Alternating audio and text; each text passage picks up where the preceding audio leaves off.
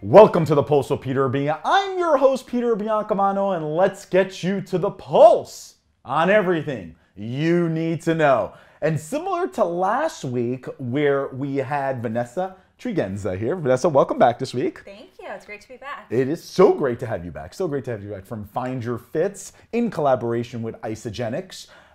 We are going to start with Vanessa, and then later on we'll have Josh joining us for our politics segment and Daria joining us for our places segment, so you're going to want to stay tuned.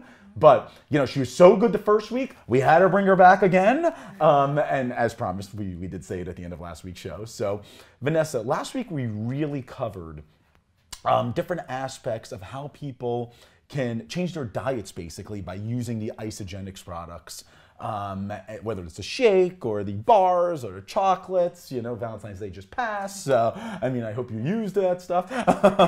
You know, but certainly in order for them to get to that point, they need to really tell themselves that, look, I want to change my life, correct? And that starts with mental before it can be physical, right or wrong? Absolutely. So, yeah, I mean, any change, whether it's weight loss, fitness, business goal, any sort of change that you might have really needs to start with your mindset and making that decision that that's something you want to do. So, you know, I've talked to people who are interested in starting the nutrition, the lifestyle program, but they're not quite ready. Like their mind's just not there yet. So it's really about people making that decision and saying, okay, I want to change, and then taking the steps to do that. But yeah, it starts with them. And then really realizing, and those are probably the most difficult clients, correct? When they come in and they're like, Vanessa, you know, Madonna mia, here's my time. You know, I want to do it. I look at myself in a mirror and I want to change, but I can't tell myself to do it. You know, how do you go about, you know, convincing them to move forward? And I mean, besides showing them your past clients, I guess, correct? Right. Yeah. I mean, that's part of it too. Showing them like what's possible with people I've worked with and what people on my team have worked with. Showing them the simplicity of the system. So, you know, we provide food shopping lists, meal plans, schedules. So it's easy to follow. It doesn't take a brain scientist to do it. It's not complicated. Just keeping it simple and showing them that you can do this. It's just a matter of swapping out like the pizza for a shake, and you'll be okay. Exactly. It's not that serious. It's not that serious. And then they have to stay consistent in doing it, correct? Of course. Mean, and I'm sure you're on top of them as the transformation coach that you are. Correct? I'm on top of them as much as they want, you know, text, email, whatever people want. Like I like to stay in communication and make sure they're feeling good and are on track and everything. Absolutely. I mean, you know, with all the talk about mental health these days, I'm sure, you know, I mean, it really needs to come within themselves. I mean, right. And there are a lot of different areas where people can get help with that and things like that. This is all much less of a scale than, you know, the people that need the absolute most help when it comes to that. Right.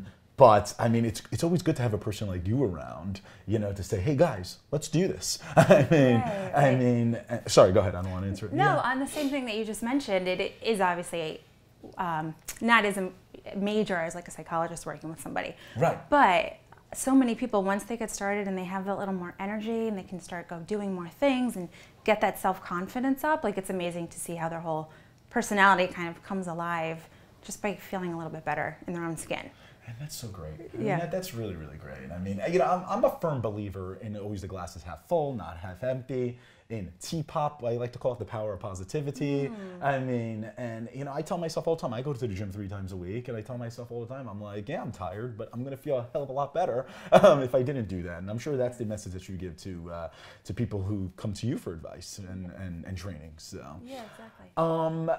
You have a mindfulness training that's coming up. I think we were talking off camera about. Yes. I don't know if you want to tell our audience about this, when it's coming, any type of details. So. Sure. So it's starting March 1st. It's called Detox Your Life. It's all online in one of our big support groups. So we have a lot of support groups online. This one, we did a January challenge for weight loss. So the challenge was to lose 6% of your body weight, and the pot was $27,000. So we'll see Monday who gets to split that pot. Okay, cool. Yeah. And this challenge is all based on mindset. So There are some prizes along the way, but it's really about bettering yourself and improving your mindset. So some of the challenges are going to be like 24 hours of no complaining. That's great. I mean, it's actually going to be harder because I've already been thinking about it, and you don't realize even just agreeing with somebody who's complaining is complaining. So that's one challenge. You know, a random act of kindness, keeping a gratitude journal, things like that, just to really improve your mindset on a daily basis. That's great. So that is fantastic. I mean, I have to tell you, and I have to be honest with you folks. I didn't know what to expect when Vanessa. Of course, you know, I've known her fiance for many years, and I followed her on all her social media handles, which you can find right here. But you know, I didn't know what to expect, and I almost feel good talking to you about this stuff because of the help that you're giving to other people, and then you're portraying to them that they should be helping out others like they got helped, correct? Exactly. Oh, thank you so much. I mean, That's so nice. That's nice to hear. I try. Yeah. You know what I mean?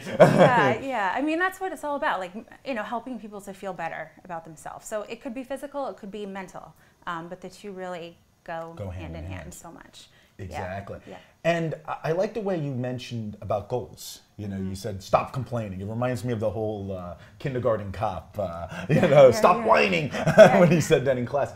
Stop whining. You know, if you set a parameter of goals for your clients, I'm sure it's a lot easier. And people always like to set these huge goals, but not complaining to me is not a huge goal. But I'm sure it's so prevalent in society that people just complain and whine all the time, right? So, yeah, and I mean, I'm a teacher full time, and teachers' rooms are generally a place for complaining. So even just thinking of being away from that and maybe being the happy person in the room, like bringing in the light and the positivity to the room instead of agreeing with all the complaining.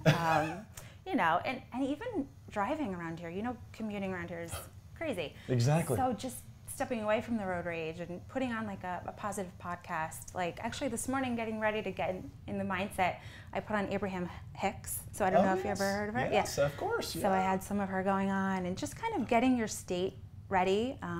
Even the morning routine, that's another thing. Like, what do you do in the morning when you wake up? Are you scrolling Facebook and checking your email and already getting overwhelmed and being on somebody else's agenda, or are you taking that 5-10 minutes to like start your day the right way and have some positivity and gratitude in your day? Like it can make such a difference, even 5 minutes. That's great. And I'm guilty. I'm on Facebook and Instagram before I'm even like looking, you know, getting out of bed. It's like ridiculous.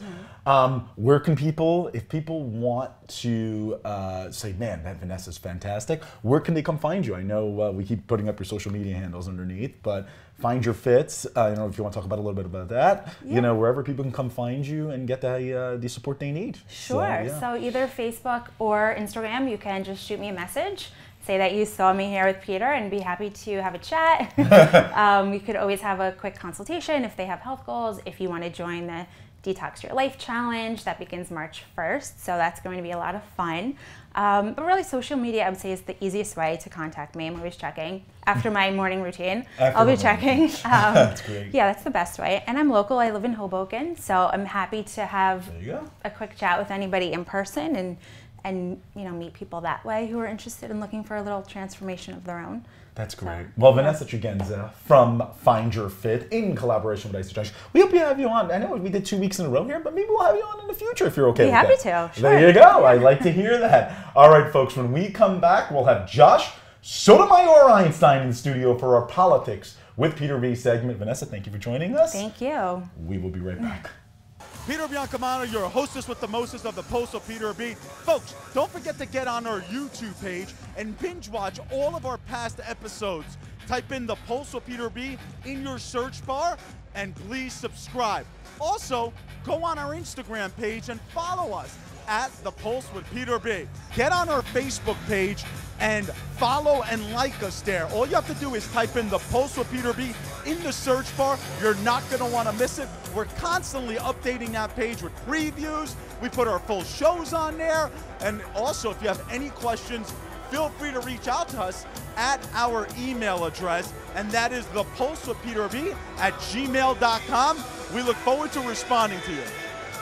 Welcome back to the Pulse of Peter B. I'm your host, Peter Biancamano, and this is our Politics with Peter B segment. Joining us in studio is our political analyst, Josh Sotomayor Einstein. Josh, what's going on, my man? Good to be here, brother. Good to have you on. Good to have you on. And last week, we were really on top of Mirbala, and the fan feedback was great, but you strike a nerve. It happens. It does happen. Politics is not for the thin-skinned. Apparently not. Apparently not. Now this week, and this has struck a nerve with many different businesses in town. And this is, and it was passed actually a few months ago, but it actually just hit the businesses. And we're talking about the Special Improvement District tax, also known as the SID. And Josh, I found this to be laughable. And I'm not a guy that really gives my opinion a lot. I leave it up to the experts on the show. But I find this to be laughable when I was reading about this. And I know people out there are going to say, oh, it's because your father owns a small business and he was taxed. Yeah, my father does own a small business. And he owns a successful small business. And why he has to be taxed so his business can be better than what it is beyond me. And that's exactly what these 8 council members, excluding 3rd Ward Councilman Michael Russo. And Michael, thank you for not voting for this ridiculous ordinance. This is exactly what the SID is. I'm going to pass it over to Josh, and he'll explain it in greater detail. Go ahead. Give a little background for viewers. Everybody knows, or maybe you don't know, but the business environment for the small business owner in Hoboken has been difficult. Not only is there the macro phenomenon of the death of retail, everyone buying everything online, from their shoes to their food, absolutely everything. But we have a hostile environment coming out of City Hall towards the business owners. And I've heard many business owners, not your parents, because they're too nice to complain, but not to you, but to me they have. They keep their complaining in the family. But other business owners that I've been friends with, have complained about dealing with City Hall and how they have to jump through extra loops and hoops, more so than any other town in New Jersey, and more so than even across the river in New York City. So you think, the cost of doing business would be more expensive in New York City, but for a lot of restaurateurs and just small business owners in town, it's actually more difficult in Hoboken. So some of the business owners had this idea that, in order to get a foot in the door in terms of what government was doing towards businesses, they would form a Hoboken Business Alliance, and they would push the city council to authorize a special improvement district to essentially empower the Hoboken Business Alliance to do beautification and events and promote Hoboken businesses, sort of build a brand. And just for context, in every other town in New Jersey, the Special Improvement District is usually in a semi-blighted area, economically blighted, and it's not the entirety of the town. So A, it's unique that Hoboken is clearly not blighted, and B, that it's the entire town. So none of this would be problematic from a moral standpoint if the SID was just taking money that the city was supposed to be using on beautification and events and promoting the city already. But instead, what they've done is they've got the power from the city, and the city will be the one collecting it, to collect a tax on certain businesses and certain residential buildings. Now, they pretend over in the SID, in the Hoboken Business Alliance, that it's a surcharge, but anytime you have a government entity taking money out of your wallet, that's a tax. Absolutely.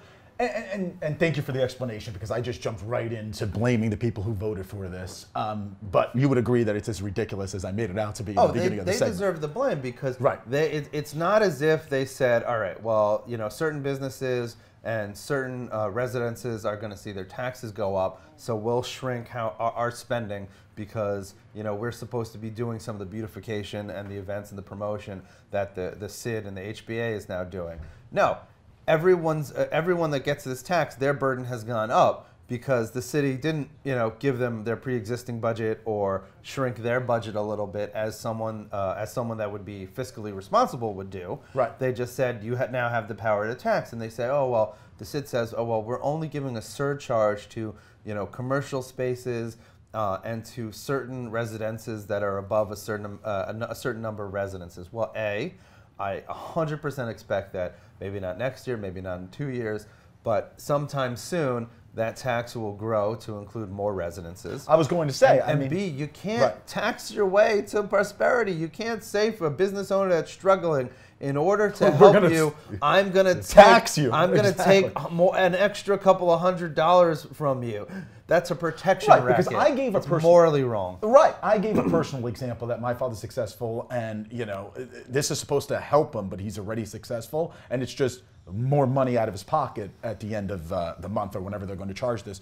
But also, Josh, you hit the nail on the head. This opens up, they could say, Bloomfield Street is going to become this historical improvement district and start taxing residents in this historical. And the thing that amazes me the most, Josh, is that the city council has no idea what the money that they're collecting from this new tax, what they're going to do with it to make businesses prosper, correct? It's all up to the HBA, the Hoboken Business Association. Alliance, yeah. Sorry. Yeah.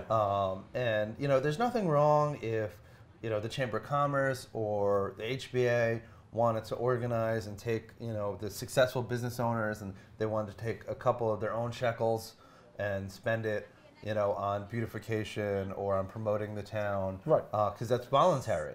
But here they are abusing the same power that they've been, bent over with by the city hall in the past, and doing it to the struggling business owner. And that's not okay. Right, exactly. It's definitely not okay. And and let's talk about the Hoboken Business Alliance, because we have a few minutes here. These are supposed business owners, and I say supposed because there is one member of this team who actually has a big role in the alliance, who actually doesn't own all the restaurants that he says he owns now. He's just, I guess, the landlord on the lease or something like that. And to me, I guess, he has a little more time on this thing. I guess it is a business, but he should probably really talk about his leasees in those businesses and see if this is actually going to improve them. And again, I really, really hope that they do benefit those businesses that are struggling. But I think you hit the nail on the head. When you tax a business that's struggling, you don't take more money. Right. I wish them loads of success.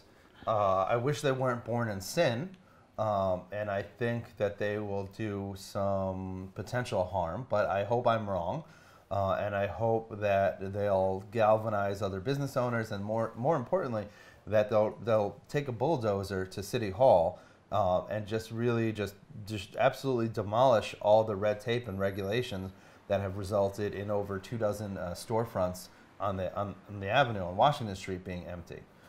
So I wish them luck. I wish they weren't born in sin. I do think it's completely immoral, but hopefully they'll be able to turn something bad into something positive. I mean, the whole notion of trying to benefit residents by taxing them is mind-boggling to me. On that note, can I have your wallet? Exactly. Apparently so. I need to help you by taking your credit cards from you, and exactly. I will spend. And I know better than you what you need, so there you go. Apparently so. Well, Josh Sotomayor Einstein, one to never shy away from giving his opinions, and of course I had to give my opinions too, because there were businesses coming up to me just in the middle of the street saying, you have to talk about this, you have to talk about this. This is not fair. We spoke about it. The next thing you have to do, like I mentioned to those business owners, was go to your city council, specifically those 8. Everybody except for Councilman Mike Russo. And I'm not saying that because he's a friend of mine.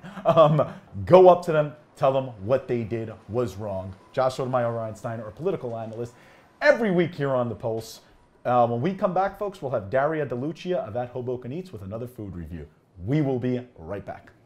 Peter Biancamano, your hostess with the mostest of the Postal Peter B. Folks, don't forget to get on our YouTube page and binge watch all of our past episodes. Type in the Postal Peter B in your search bar and please subscribe. Also, go on our Instagram page and follow us at The Pulse with Peter B. Get on our Facebook page and follow and like us there. All you have to do is type in The Pulse with Peter B in the search bar. You're not going to want to miss it. We're constantly updating that page with previews. We put our full shows on there. And also, if you have any questions, feel free to reach out to us at our email address, and that is thepulsewithpeterb@gmail.com. We look forward to responding to you. Welcome back to the Postal Peter B. I'm your host, Peter Biancamano, and this is our Places with Peter B segment, joined in studio by the stunning Daria DeLucia of At Hoboken Eats. Daria, what is going on? Thank you for that wonderful introduction. Stunning. Love it. I mean, and it's not the lights. I've seen her without these lights. I've seen her, plenty of times before, and she's always stunning. Trust me, always stunning. Look at her, I'm making her blush too. I love it. That's why I love coming on this show, because Exactly. just boost up the ego a little bit. We got to keep her on the show. She's very popular. You know what I'm saying? I mean, she's the only one that's keeping us afloat. I'm just kidding, everybody. Just kidding. I mean, I really am. Anyway, today we're actually going to venture outside of Hoboken. Surprisingly. This is surprising. Surprisingly, yeah. Unbelievable. Yeah. We're going to go to our neighbors in Jersey City. Branching out. Exactly, at 218 Newark Avenue. Now, this is a little bit of a different review than we've had in the past. Yeah. Because if you look up 218 Newark Avenue, it's actually a restaurant called Ani Ramen. Correct. But we're going to be specifically talking about a pop-up within a restaurant, which is Sushi by Bao. Correct. Talk to me about a pop-up restaurant within a restaurant. So the one located in Ani Ramen is not the only location they have. They are expanding all the time. They have a couple locations within hotels and different restaurants in New York City. They also have a couple locations in Miami, and they're opening in Chicago, 2 in Chicago and 1 in Philadelphia, which is awesome that Jersey City, our neighbor, also got one of these locations, which is pretty cool. They are known for high-end luxury experience during sushi. So, yes, so let's start from the beginning. Because I'm confused. And that's not hard to do here, folks. We're basically going to Ani Ramen, okay? So we're going into Ani Ramen, and Okay. for anyone who's been to Ani Ramen, Sushi by Bao has taken over the place where the boozy ice cream shop, I do not remember the name, but it was a boozy ice cream shop in the back. That is now where Sushi by Bao is, and you walk in and it is probably the size of the room that we're in now. Maybe a little bigger. Which is not very big, Tiny, folks. yes, Exactly. tiny. And it is, I mean, you just feel like you're walking into Japan, honestly. It is so decorated and beautiful. So let's go back to the whole pop-up. Okay. They don't have just an actual brick and mortar store that's Sushi by Bao. No. It's mainly pop-ups. Yep. Why?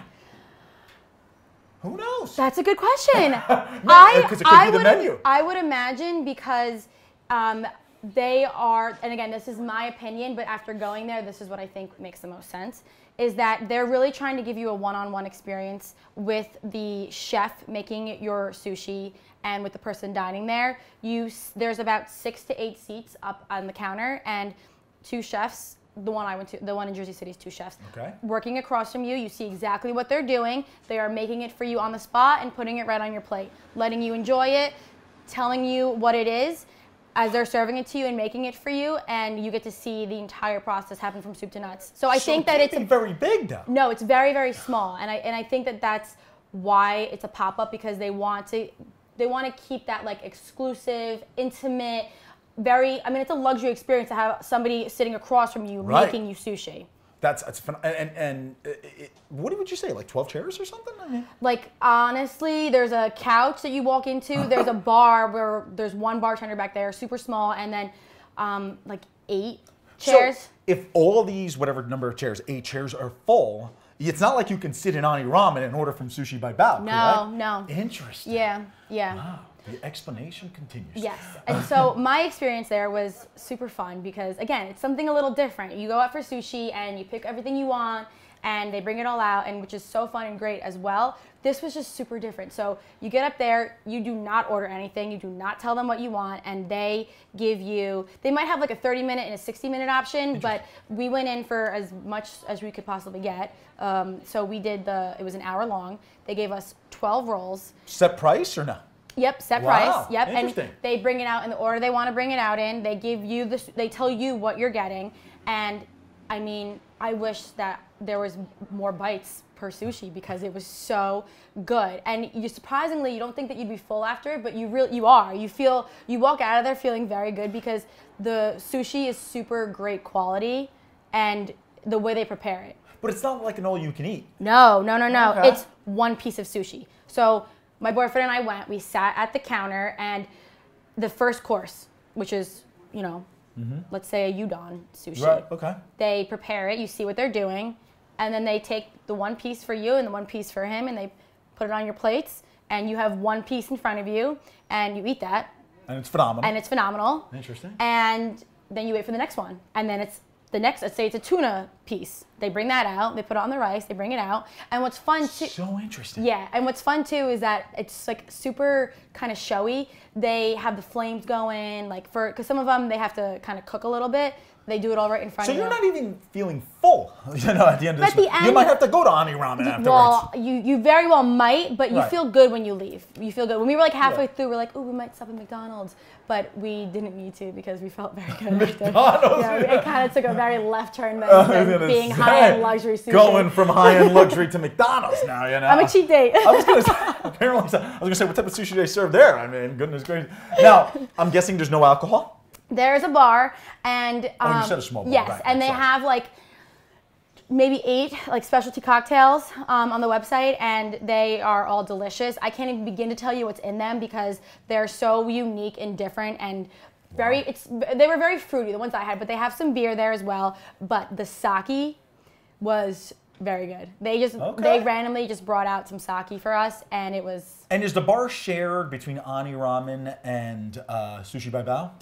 If they share alcohol, I don't know that, but there's the It's like a bars different- within. I see. Yeah, there's a bar within. The bartenders there are making those drinks. Gotcha. Yeah. Very interesting. Yeah. Now, is it open the same amount of hours as Ani Ramen? and I all that? believe so. They're calling it like a speakeasy type of thing. So it's one of those that's not in a basement, but it's kind of like that mentality that it's kind of hidden. So it's a place to kind of go hang out, lounge around. You can kind of go maybe have a drink at the bar at Ani Ramen before you go in. Then you can go in and enjoy your sushi and your drinks there. Like I said, there's the couch lounge area where you can hang out. They do offer the space up for parties. Events, you can rent it out, which is pretty cool because that was my first question when I left. I was like, how can I get all the sushi over and over and over again? Oh, She wants unlimited. Wait, I almost forgot. Oh, So we had talk to me. our 12 rolls, and then speaking of McDonald's, Oh my God. we had the 12 sushi pieces, and then they brought out a 13th, which was like a chef special, and they called it a Big Mac, and No wonder why she went to McDonald's afterwards. it was a lot bigger. It was good. We'll put the ingredients up on the bottom here, but I can't even recite them because there was getting the evil eye.